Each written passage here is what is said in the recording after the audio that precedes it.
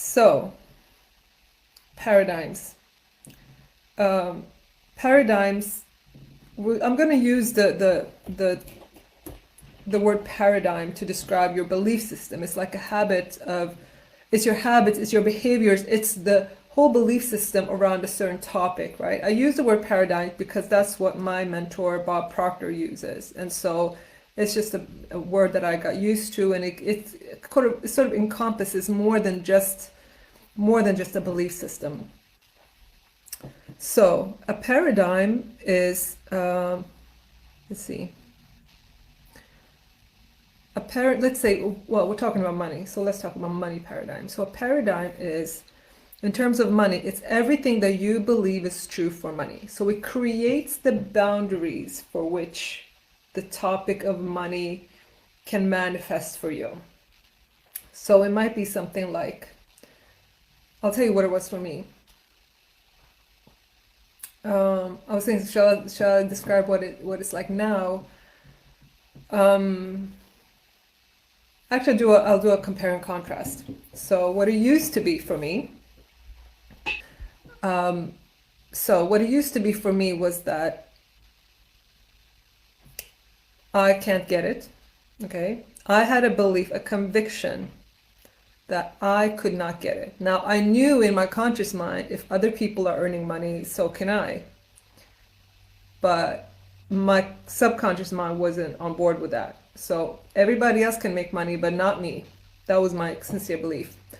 Another one was, no matter how hard I worked, I can't make money. Okay. Another one was, just so depressing thinking about what it used to be like. But these are like really common ones. Okay. So it's a struggle. Getting by is another one. I can't spend on myself. I'm not worthy of spending on myself was another belief. Habits that were associated with this was, obviously I wasn't spending on myself. That was like really, really tough to shed. Like, that was incredibly tough to shed. Allowing myself to want anything, that was just impossible. What else was it? That that just like, there was only just enough for the basic needs. That was my paradigm. There was only enough for just the basic needs, just to get by. And even then, only if I really, really, really limited what I would allow myself to buy. What else was there? I used to always go for like the cheapest option, and I feel sad just thinking about it. It's really sad. Always just go for the cheapest option with things. I would look at the prices first. What else? I can't, to be honest, because I'm not at that frequency now. I don't remember the full the full picture. I just remember sort of bits and pieces of it. But to contrast it with where I am now, I feel totally comfortable spending on myself, allowing myself to really enjoy things. I look at, instead of looking at the price first, I look at value. I look at, what does it bring to me? Like, does it raise my frequency? Does it add to my life? Is it a, does it, because sometimes something can be, from my past perspective, so the things I might buy today would be like expensive by my eyes then, but the value that it gives me, for example, if I buy like a more higher quality top or something, the wearing that top would give me so much pleasure and make me feel so good about myself that the value like exceeds what the price was. But before, obviously, I would have just looked at the price. I wouldn't have known that there's a difference, and it wouldn't even be a factor for me how it made me feel, right? Another thing okay, here's a major one in terms of paradigms that has shifted for me. I no longer believe you have to work hard for money. In fact, as I mentioned yesterday, I believe the harder you work the more constricted you become, and the less abundance can come to you. Because the more you're pushing yourself, you're in the struggle mode, you're in the struggle frequency, then the money has to reflect that feeling of struggle. You're going to have to struggle. Whereas if you have a sense of ease and flow, then the money will reflect that. That's my belief today. Another one is that there is an abundance of money, and money reacts instantly to my own frequency, instantly to my own beliefs. If I'm in a place of fear, if I'm in a place of lack, I see evidence of that immediately. Okay, and as soon as I shift into a vibration of abundance, ideas come to me. I just see life in a different way depending on what my mood is. Now, that's true for everybody, but most people haven't sort of self-reflected in that way, or had to. It's not like I was like more wise than anyone. I had help with this, obviously. My mentor helped me with this, but because I see how, following my mentor's instructions, seeing how my view on life shifts by just my mood and just my perspective and my beliefs, seeing how also the results shift, I can now see that if I'm in a place of lack, or if I have a feeling of lack, or if I'm in worry, then just shifting my mood or shifting my perspective can shift the results immediately. Like, I'm telling you, immediately, like really instantly. Okay, I can't think of any more things that are like examples of paradigm, but that's what the paradigm is. It depends. It sort of sets the boundaries for how money can come to you, what money means to you, where it can come from, what to do with the money.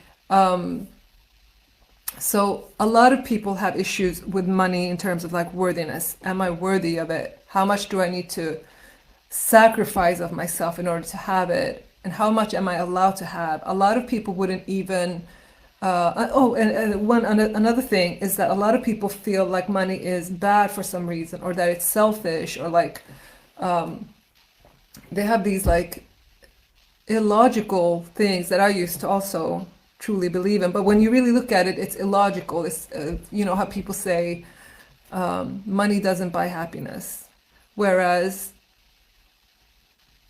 I mean, I'm just, you can see how much that bothers me, because I know for a fact it's more fun having money than not having money.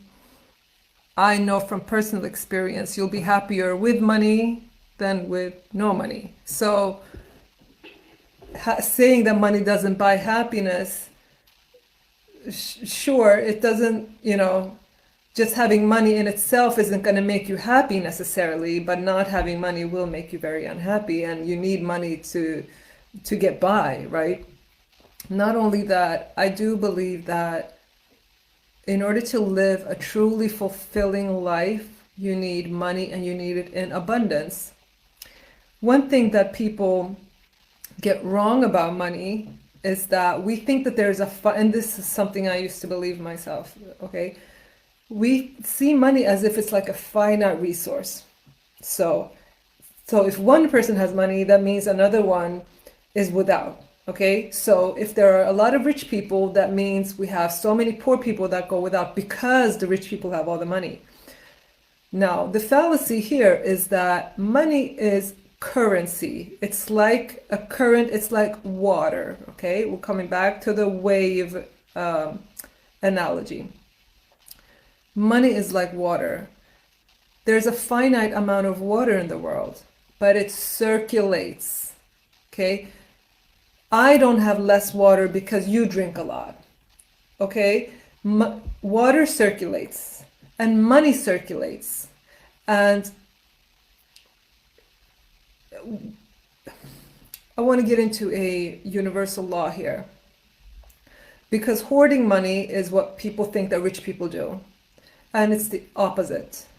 When you hoard money, when you try to keep it, hold on to it, you're constricting the energy flow. And just like with water, if you constrict water and don't allow it to circulate, it will get dirty, and it will be, you can't use it. okay? It doesn't flourish in that environment, and it will sooner or later dissipate, right? It will, I don't know what the English word is, but sooner or later it's gonna become steam, like it's gonna dissipate. The same as with money. If you hoard it, you can't hold on to it. So rich people, what they do, like people say billionaires, they're hoarding all this money. They're not. This money isn't just sitting in a bank account.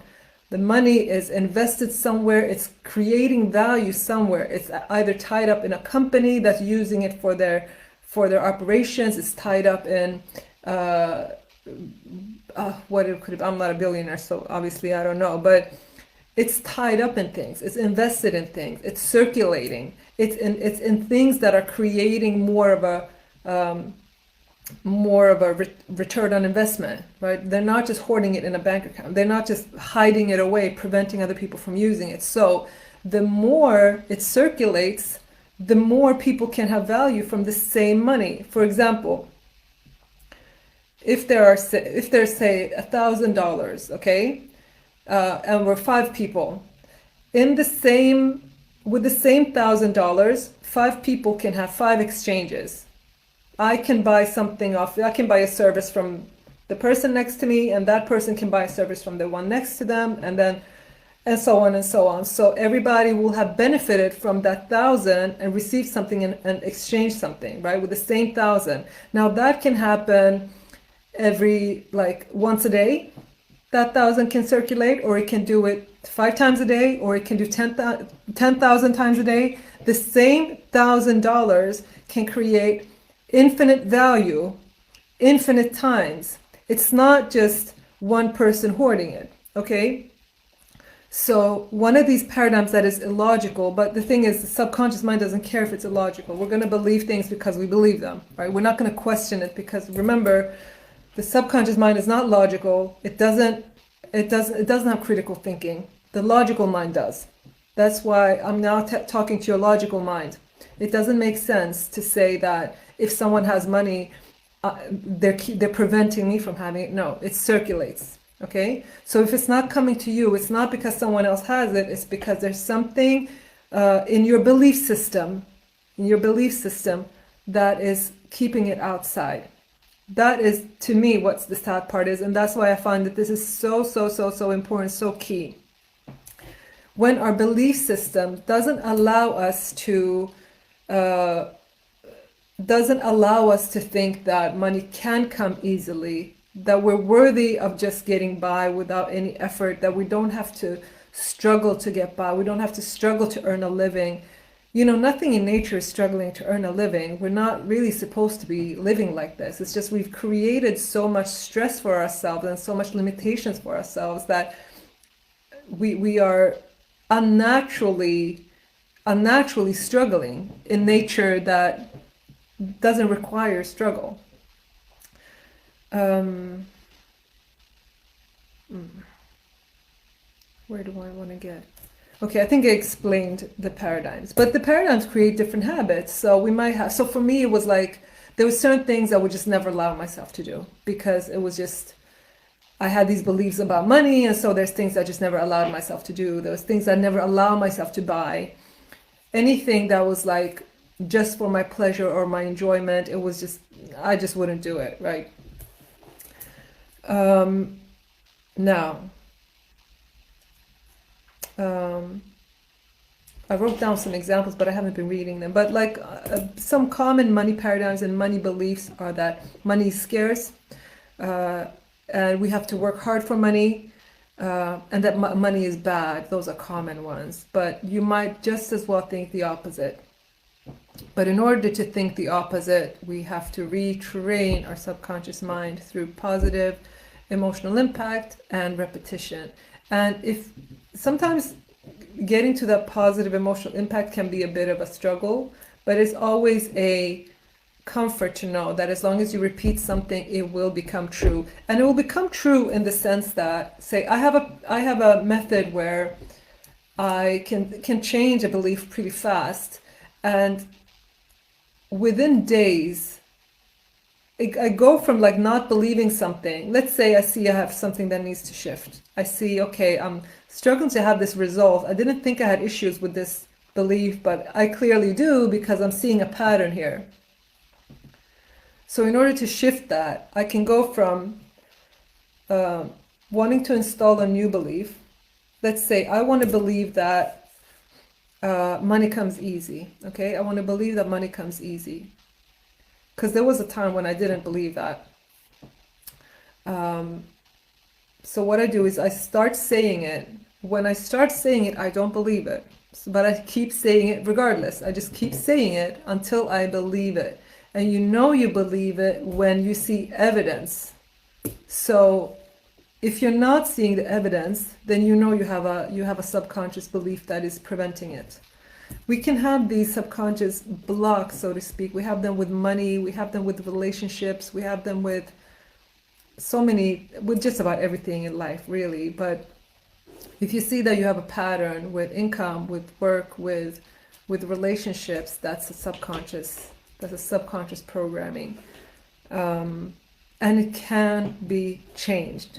That's what if you remember nothing else, remember that it can be changed. And it's not going to be clear. Even knowing all of this, my subconscious is still subconscious to me, right? I'm still not seeing what's all in there. There's still, I have blind spots too. I only know that I have them when I see that my results aren't getting where I want them to go.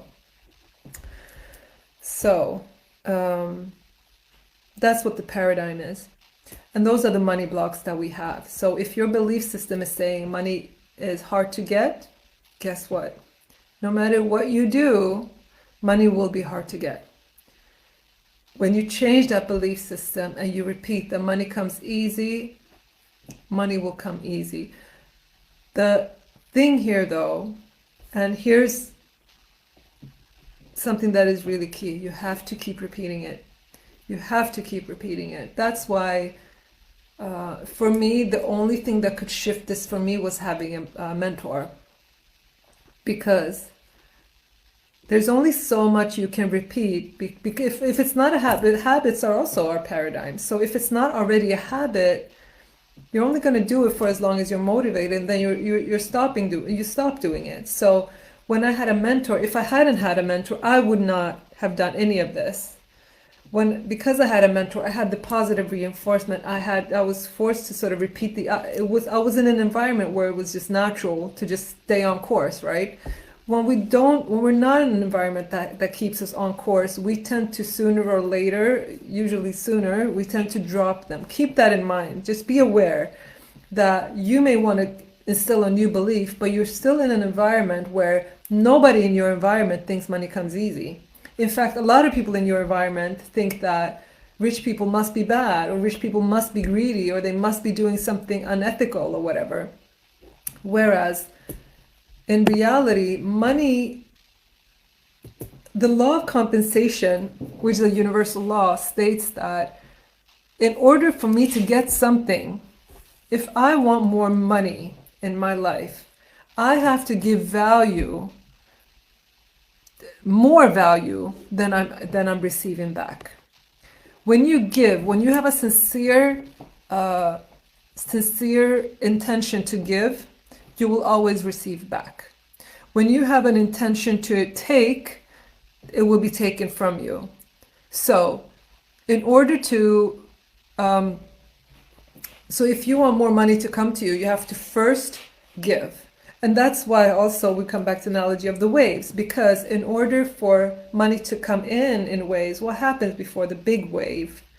There's what's it called? It goes back, right? The water first goes back quite a lot, and that's how you know a big wave is coming, because it goes back more than usual, and then you get the big wave and it just flows. So before you can have this big wave, you have to first give of whether it's money, energy, intention, dedication, something. You're sort of paying the price for the reward that you're going to get. In my case, this is one way that I can give. I'm giving of what I know so that you can change your life, so that you can have this knowledge, that the power to do things that you otherwise wouldn't have known how to do. If you look at billionaires, you don't become a billionaire by working harder, right? That's not what's getting you there. There is no billionaire on earth that worked more than, there's like, people work all kinds of amounts. That's not what brings the money. The billionaires, if you look at them, they have a pattern where they give to greater numbers of people. I'm not saying these people are like the best examples in every way. I'm just saying, when we look at just the money, the area of money, their paradigms with money, they are people that have intended to give to millions, if not billions of people. Jeff Bezos created Amazon for billions of people. He's not saying, I want to sell to 1,000 people. He says, I want to provide value to billions of people. Mark Zuckerberg, billions of people are benefiting from what they created. They created something, that put energy and time to create something that we are using. Who else? Bill Gates. Now, I'm not saying these people are fantastic people in every way, right? And Elon Musk, they're doing things that are like with Tesla, and like they're doing things that are like really, they're thinking in a larger scale, helping more people. But they're doing it first before they get the reward. They're putting in the work first before they get the reward. And you have to be comfortable with giving in order to receive. And that for me was also something that was a block for me. I had a really, really hard time giving and sharing and offering things because I lived in scarcity. I thought if I give, there would be less in total. I didn't know the universal law that says when you intend to give, you are creating the wave. You are allowing the wave to come to you. It's by giving that it can come. And to this day, the greatest shifts that I've had, especially with money, when I made the paradigm shift that really transformed my finances. And as I said, I made about 9 times more in the scope of about a year. But how that started was, it first went back.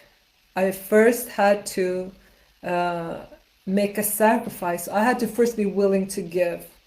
And it was really, really uncomfortable. Oh my God, it was so uncomfortable because I came from a place where there was fear that, what if it doesn't work? What if it doesn't come? But I had to be okay with that risk, right? And that's after that major loss, so to speak, loss of money, I had the biggest financial upgrade so far in my life. And it's still sometimes when I'm making the next step up, it's always like really, really uncomfortable still, because anytime you go outside of your paradigms, it's uncomfortable. It's really uncomfortable. It's scary, but that's the law. You have to first give in order to receive. So it works on money. It's also with love and relationships, with everything. If you want something to increase in your life, you have to give of it. You have to be willing to give.